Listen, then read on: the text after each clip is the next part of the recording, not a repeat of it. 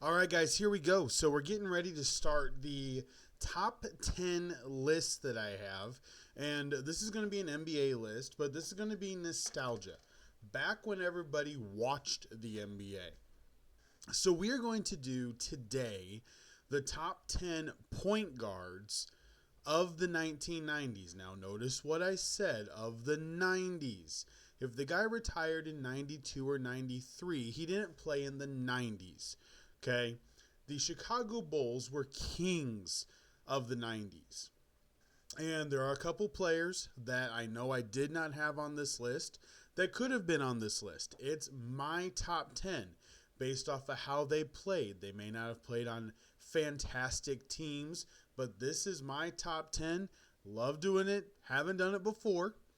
Okay, but I love talking it over with my friends when we're hanging out, barbecues, on the phone, whatever it may be. So here we go. My top 10 list of point guards in the 1990s. Here we go.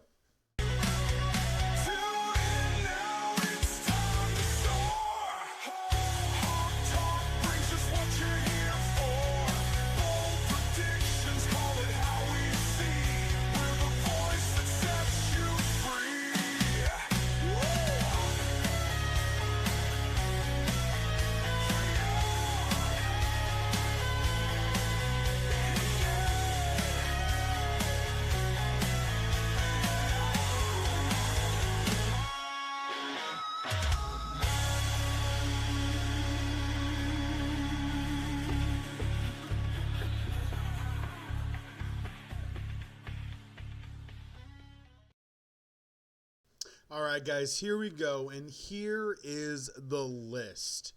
We have Gary Payton, Allen Iverson, John Stockton, Stephon Starbury Marbury. Then we've got Jason the Kid, Tim Hardaway, Sam Cassell, Mookie Blaylock, Terrell Brandon, and Nick Van Axel.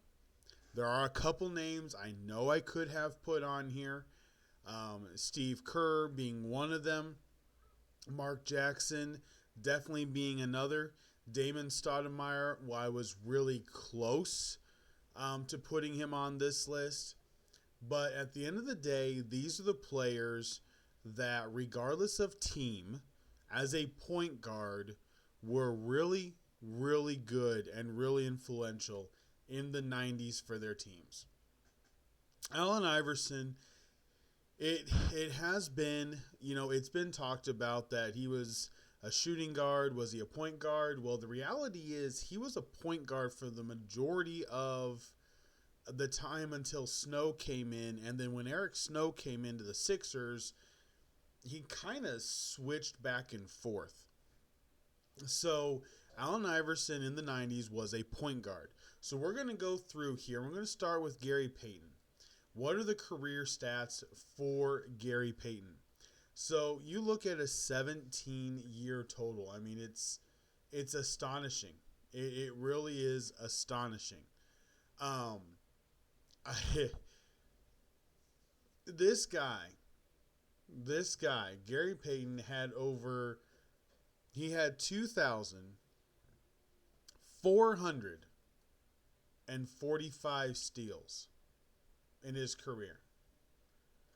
He averaged 2 steals a game for his career. Averaged 7 assists a game. 4 rebounds. 16 points. He shot 46% from the field. He was an absolute dog. Absolute dog.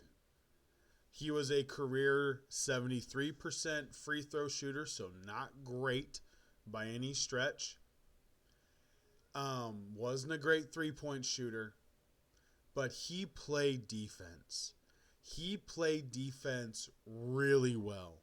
Really well.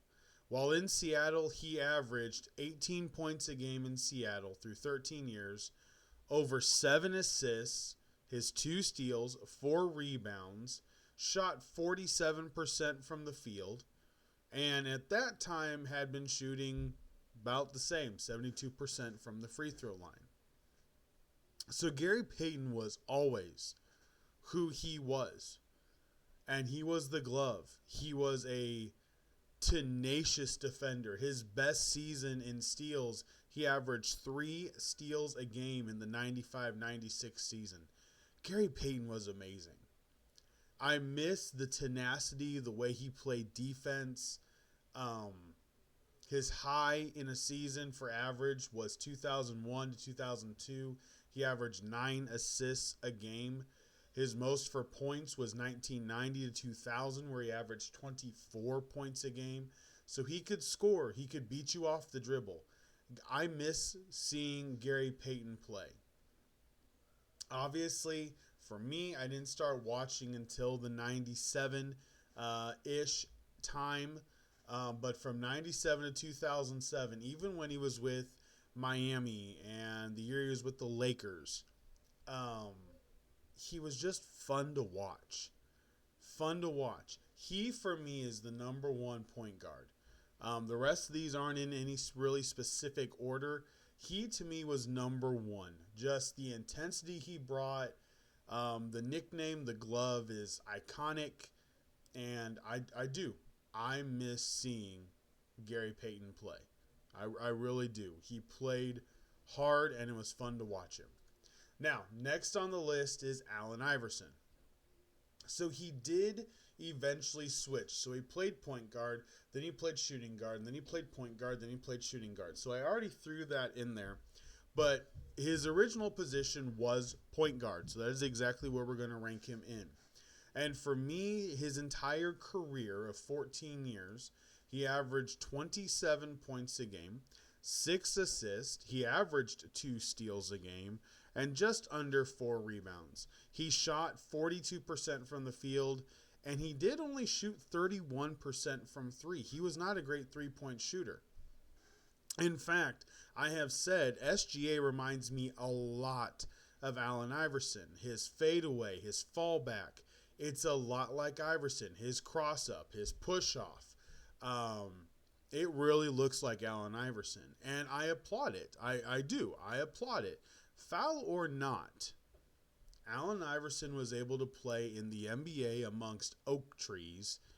And he did it really, really well.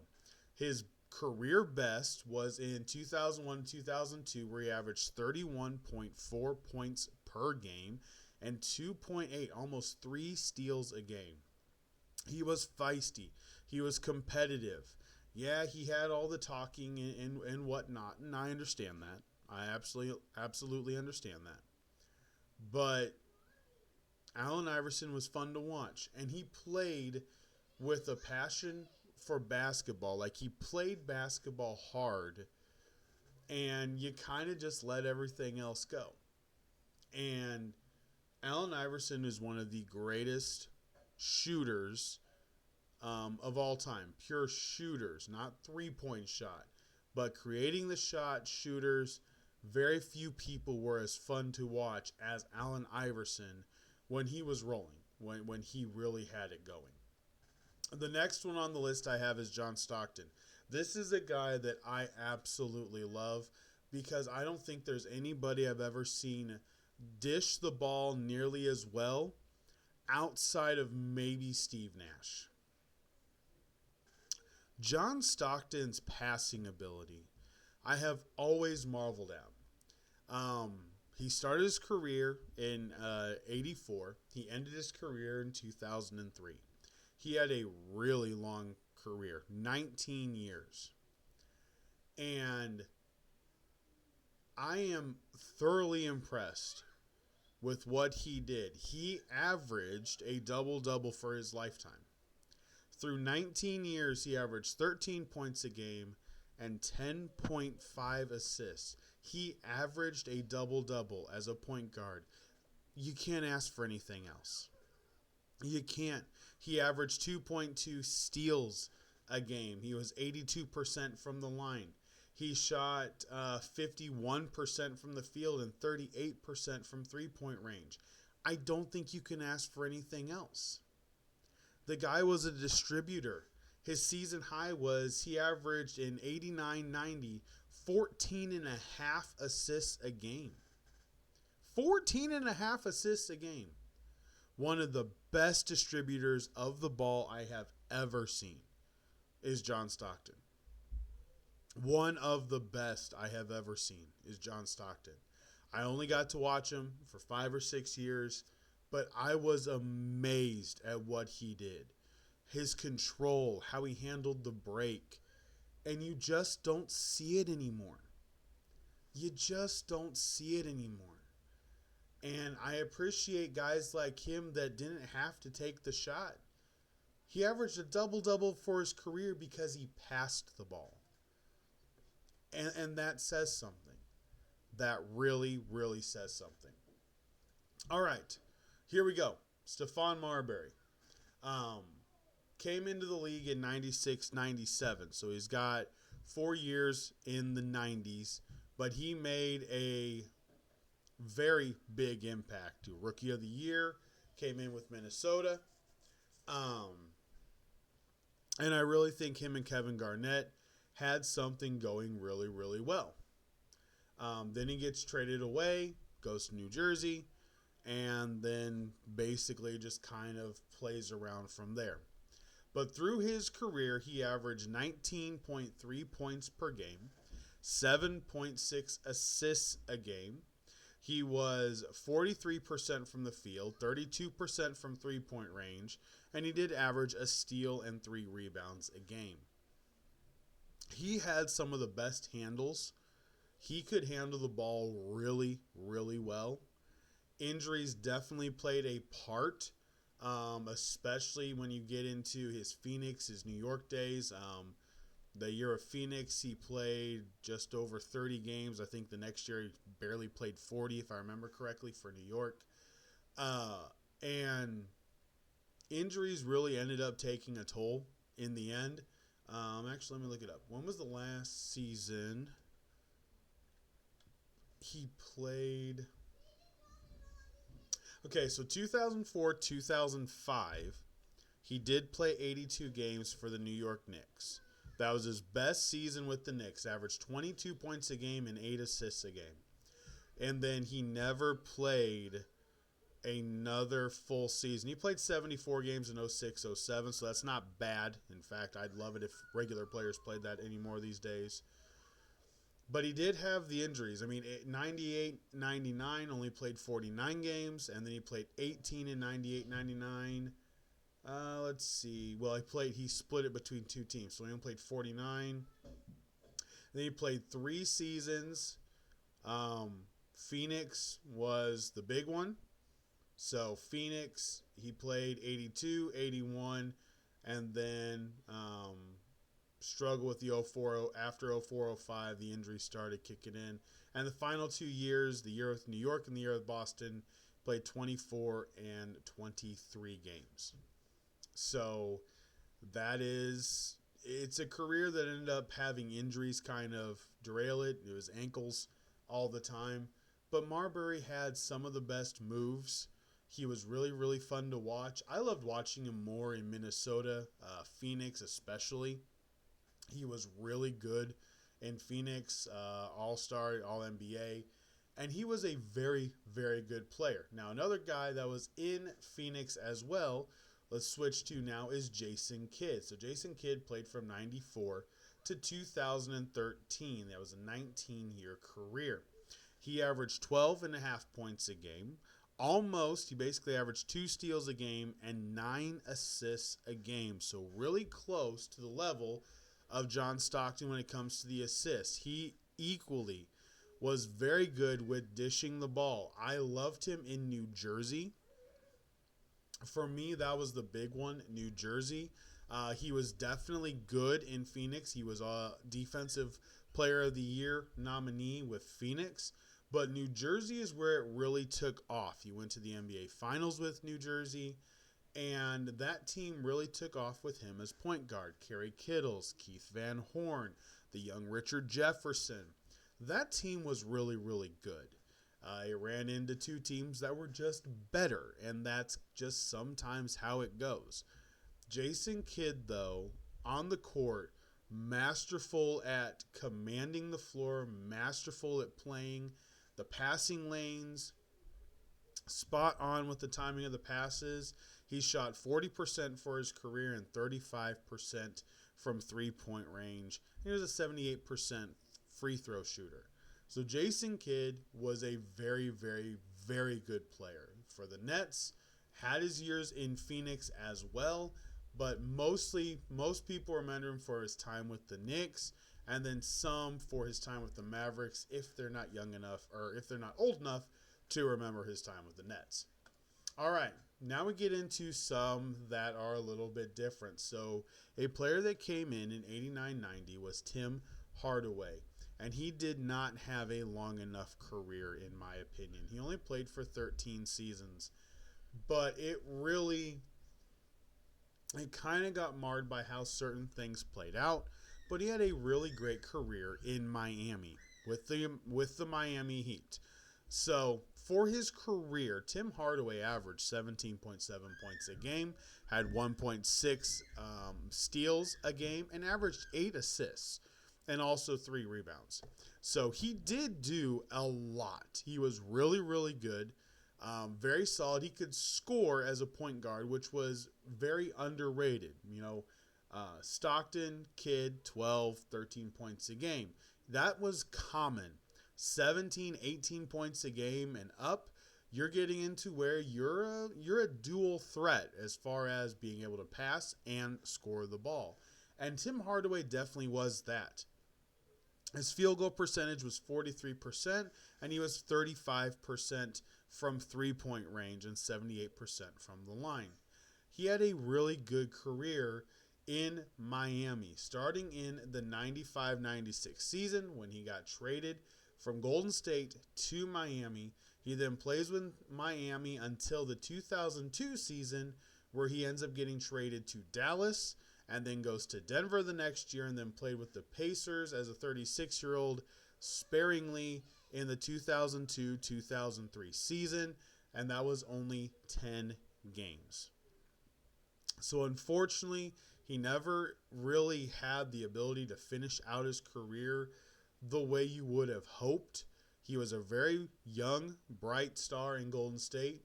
He was injured for the 93-94 year, did not play at all, so he really only played, it was basically 89-90 to 2002, 2003, but that last year he only played 10 games, and he had a season in the middle he didn't play at all. So he dealt with injuries. That was definitely one of the issues. He dealt with injuries. He was a bigger point guard. That was one of the things about him. He was a bigger point guard, but he could score. He could absolutely score. And he was a lot of fun to watch, especially if Alonzo kicked it out to him and he hit that straightaway three-point shot.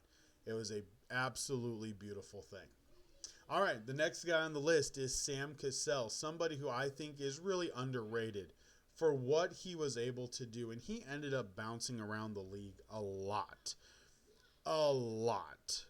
But he had a really good 15-year career.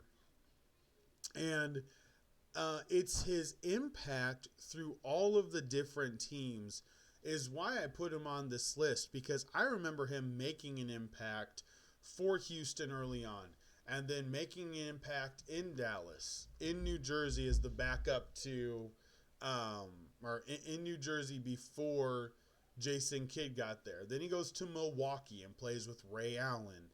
And, of course, I remember the series where they were going against us and took us to 5 games in the first round when nobody really gave them a shot. And then he goes to Minnesota, and then he goes to the Clippers. And I remember all of these because it's just the veteran point guard that guys would get to be able to help their young stars out. That's really what it felt like. It's just the veteran point guard to bring in to just level all the heads. Just relax and play the game.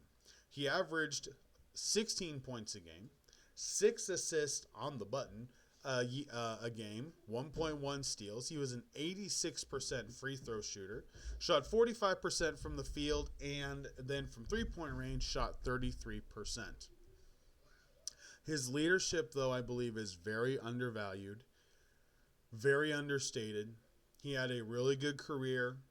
Obviously didn't end the way that he wanted it to, but he played a lot of games. He played really hard. He helped a lot of young teams, a lot of young stars got helped by Sam Cassell. Ray Allen talks about Sam Cassell to this day. There's there is something for the leadership that's being brought in. These teams coveted him. He was brought in. He did his job. You can't ask anything more than that. You really can't. And I think Sam Cassell is very undervalued, very underrated for what he did for the teams that he played on. Now, a name that I'm sure some of you may be shocked is on this list is Mookie Blaylock, but that is because I remember how he played with Atlanta. So he started out his career with the New Jersey Nets, then went to the Atlanta Hawks in 92, 93, and played with them up until the end of the 99 season. And then he played 3 years with Golden State, and he got out. I loved how Mookie Blaylock played. In his career, he only had a 13-year career. He averaged 13.5 points a game, 2.3 steals, and 7 assists a game. He shot 73% from the free throw line, 40% from the field, and 33% from three-point range. Mookie Blaylock was just one of those guys that was so much fun because of how he handled the game. It was just one of those things. It wasn't the backyard basketball or street ball like Stephon Marbury or, Jason Williams when he came in and played for the Kings. It wasn't any of that. It was just he would get 2 steals a game. I mean, he averaged over 2 steals a game. And you would just go, how? Like, you wouldn't understand how he ended up with having a night with 13 points, 7 assists, and 2 steals. And you go, I didn't think he did that much. And yet that's what he would average. His career high in points per game in a season was 17.4 in the 97 year. 2.7 steals and 6 assists were his average that year. Mookie Blaylock is underrated for what he was as a point guard.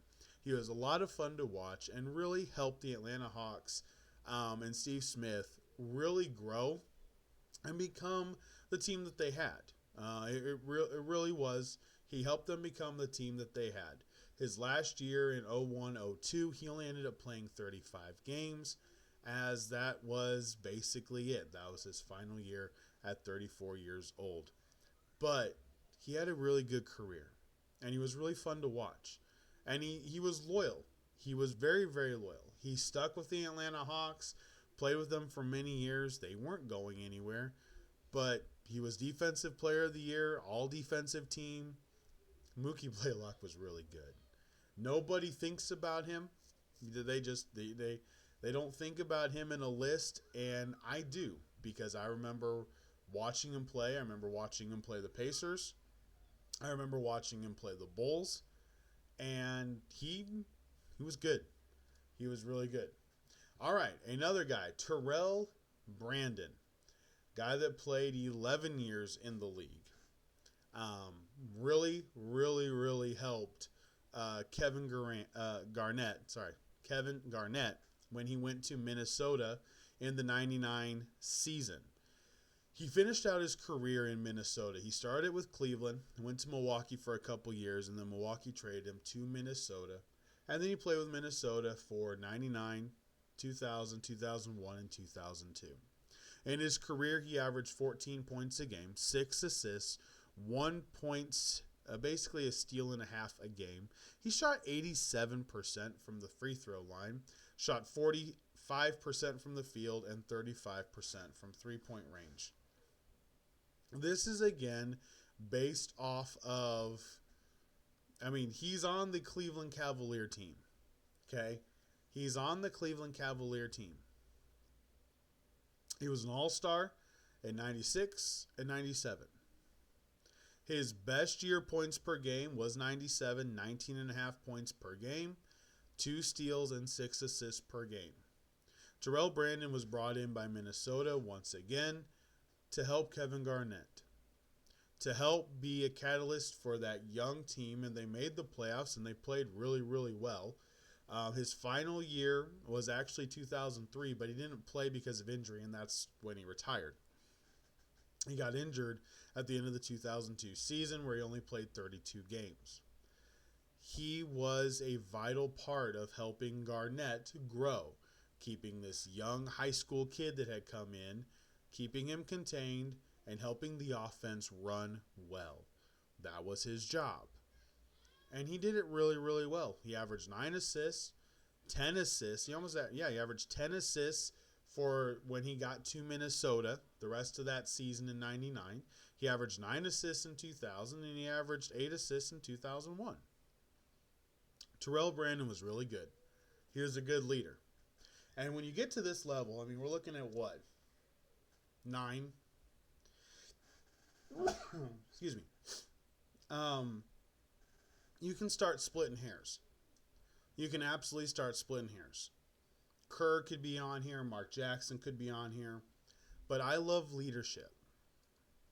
I really do. I am somebody that really focuses on leadership. And I appreciate what Terrell Brandon was. That's why Sam Cassell and Terrell Brandon are on this list. Now, a guy that was really fun to watch. His stats aren't great, but he was really fun to watch as a point guard. And this is where I'm just like, this is a personal preference. I loved watching Nick Van Exel. So the guy shot 40% from the field, 35% from three-point range, 80% at the free throw line. He averaged 14 points a game, 7 assists, and a steal a game. He played mostly for the Lakers and for the Nuggets. And then bounced around after that between Dallas, Golden State, Portland, even played with the Spurs a little bit as well, his final year of his career in 2006. All that being said, I thought he was just fun to watch. That's really just what it comes down to for me. Mark Jackson was probably a better facilitator, controller of the game, no doubt. Steve Kerr had the three-point shot down, no arguments. B.J. Armstrong, I also considered for this position. I like B.J. as well. He's right here. I loved watching B.J. Armstrong play. So when it comes down to it, I just loved the handles of Nick Van Exel. I loved how he played. Especially, I remember mostly his Denver Nugget career. And, guys that are small like this, small point guards, sometimes you just loved watching them.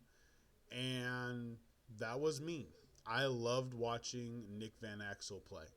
Not the greatest stats, but, and he ended up bouncing around towards the end of his career. And I understand that. But I just liked him. I really did. For me, I just liked him. So, as I said, Gary Payton's my number 1. Allen Iverson 2, John Stockton 3. But really the rest of them, they're not necessarily in any specific order. If you take the order as is, then you know what works for me. Number 1 through 10 the way that they are on there. It's that simple, and I'd be good with it. I'd be absolutely fine with it, 100%. So, there we go, guys. My top 10 point guards of the 1990s. All right, today has been an interesting day. The weather has been really bad. Actually, a tree fell on the roof right above me. The house is okay, but got a little bit of cleanup to do. So I got to go do that before I go to work. You guys, hopefully you are safe. If the storms hit your house, prayers, thoughts, well wishes. Guys, be safe. Storms were nothing to mock at. 80-mile-an-hour winds. Definitely got a little hairy. So I have that to clean up. Then I got to go to work. But nonetheless, make it the best Thursday you guys can. Have an absolutely fantastic rest of your evening. And I will talk to you guys tomorrow night. Until then, for Sports Talk with Hawk, I'm Hawk, and I'm out. Have a great night, guys.